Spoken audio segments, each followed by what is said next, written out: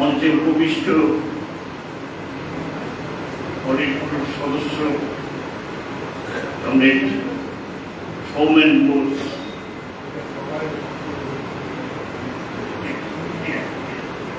অনেকে যারা রয়েছেন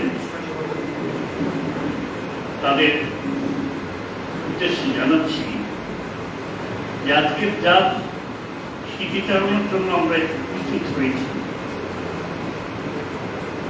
আমাদের সময়কালটা ছিল সামান্য। এখানে বলা হয়েছে সৌরেন বোস একজন প্রকৃত সংগঠক ছিলেন।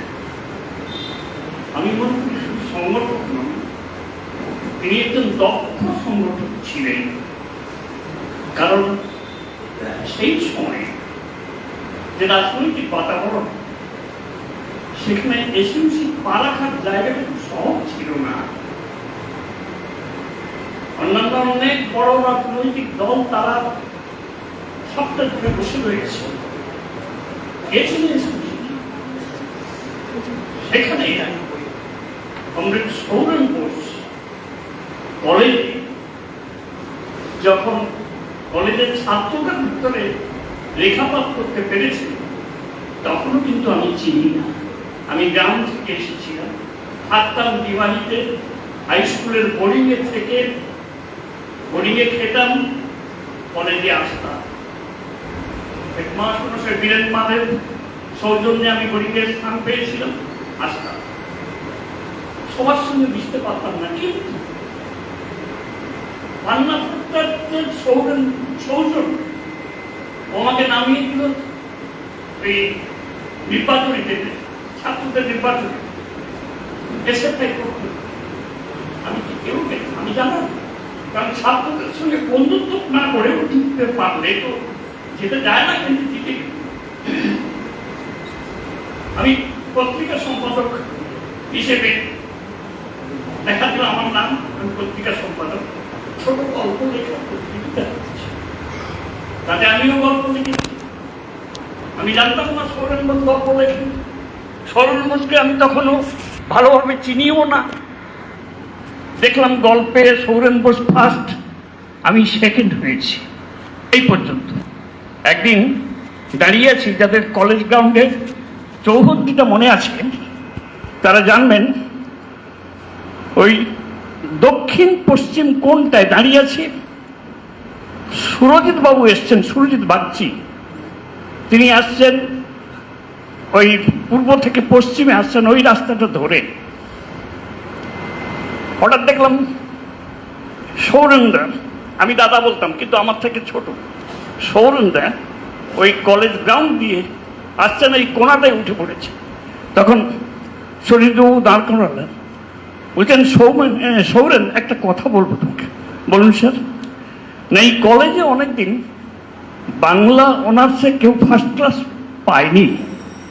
তোমার ভেতরে যে কোয়ালিটি রয়েছে, আমি মনে করি তুমি ফার্স্ট ক্লাস পাওয়ার যোগ্য, তুমি সেটা পারবে।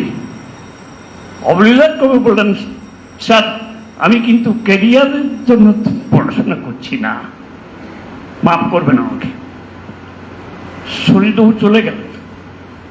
ও একটুক্ষণ দাঁড়িয়েছিল, তারপর আমাকে বলছে, কে? এই প্রথম আমাকে বলছে, কে? তুমি তো মাতিয়ে দিয়েছ আমাকে। আমি অবাক হয়ে গেছি। কি বলছি? আমার গল্পটা খুব ভালো লেগেছে, চিঠি গল্পটা তোমার খুব ভালো লেগেছে। আমি তখন বলছিলাম যে তবুও তো আপনি ফার্স্ট, আমি সেকেন্ড। আরে ওটা তো সুরজিৎ বাগচির খেলা, মানে শরীরবাবু বিচার করেছেন, কিন্তু আমার মনটা তুমি জয় করে নিয়েছো। এই প্রথম আমার সঙ্গে কথাবার্তা। এরপরে আমি থাকতাম হসপিটাল মোড়ে, এসে গেছি ওখানে। হসপিটাল মোড়ে ত্রয়ী ছাত্রাবাস করেছি, ওখানেই আছি। সৌরেনদা পেছনে ঘুরছেন, কোনোদিন আমাকে কিছুই বলছেন না, পার্টির কথা কিছুই বলছেন না, গল্প করছেন বিভিন্ন ধরনের।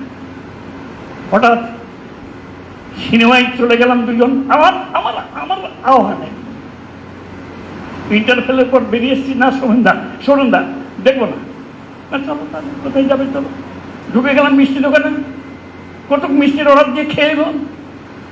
পরে বেরিয়ে বলছে, তুমি যে ওই সিনেমা থেকে বেরিয়ে এলে কেন বেরিয়েছে? আমি তখন বললাম, ঠিকই, এই সিনেমাটা কি দেখে আমাদের কোনো উপকার হয় না? তুমি যে এই যে মিষ্টি এত খাওয়ালে কেন? এর থেকে তোমার মানসিকতা তো এটা বাউন্ডুলে ছেলের মতো।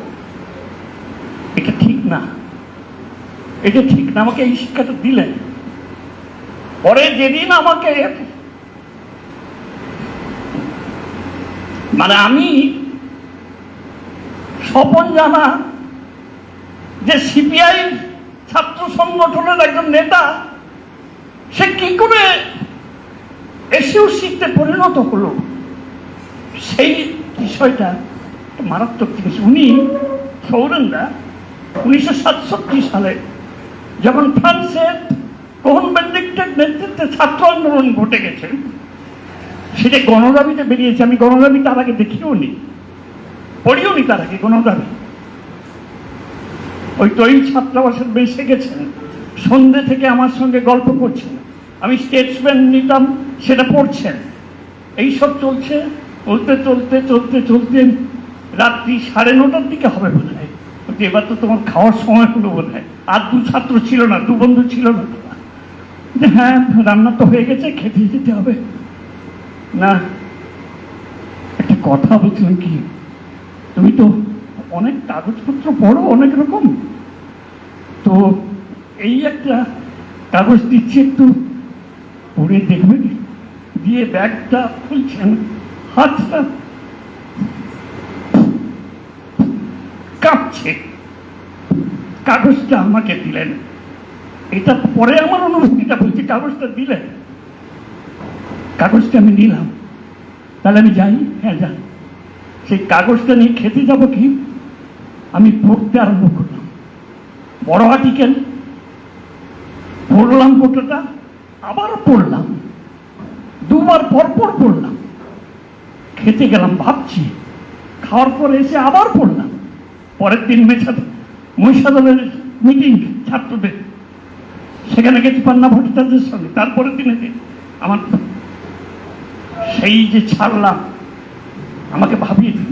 কিন্তু একটা জিনিস কেন কাঁপলো হাত, যে আমি মনে করি সৌরেন বোস দক্ষ ডাক্তার, তিনি ডায়াগনোসিস করছেন যে এই ছেলেটিকে আমার দরকার, এই ছেলেটিকে না পেলে আমার চলবে না, মনে করছেন তিনি।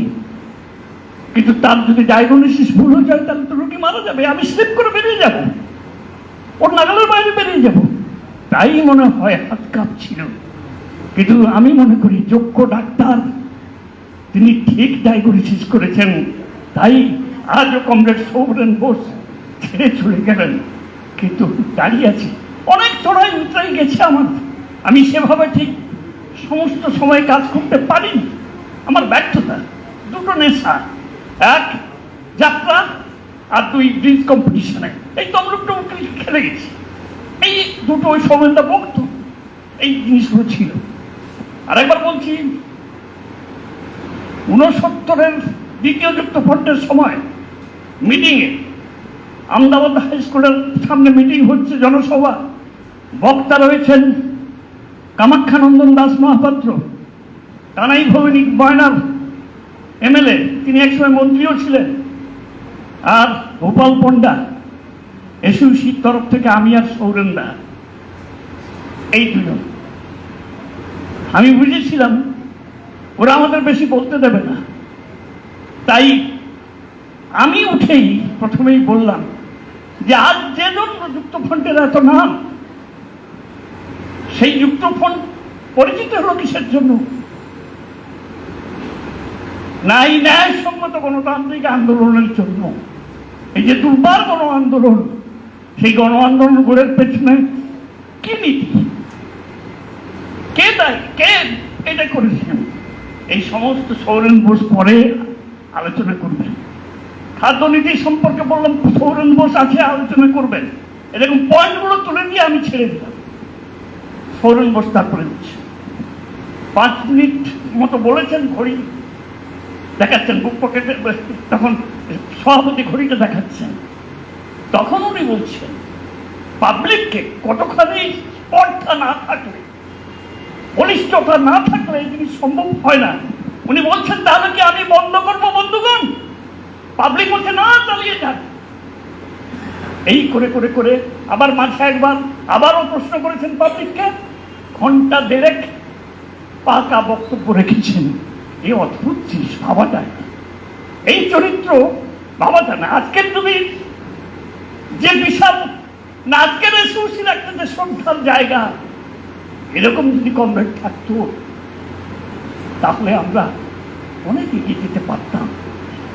এই কমরেড খেজুরিতে গেছেন, খেজুরিতে আমি পার্থদা ফোরদা গেছি পায়ে হেঁটে 7-8 মাইল দূরে, বৈঠক করেছি, কেউ খেতে বলেনি, থাকতে বলেনি।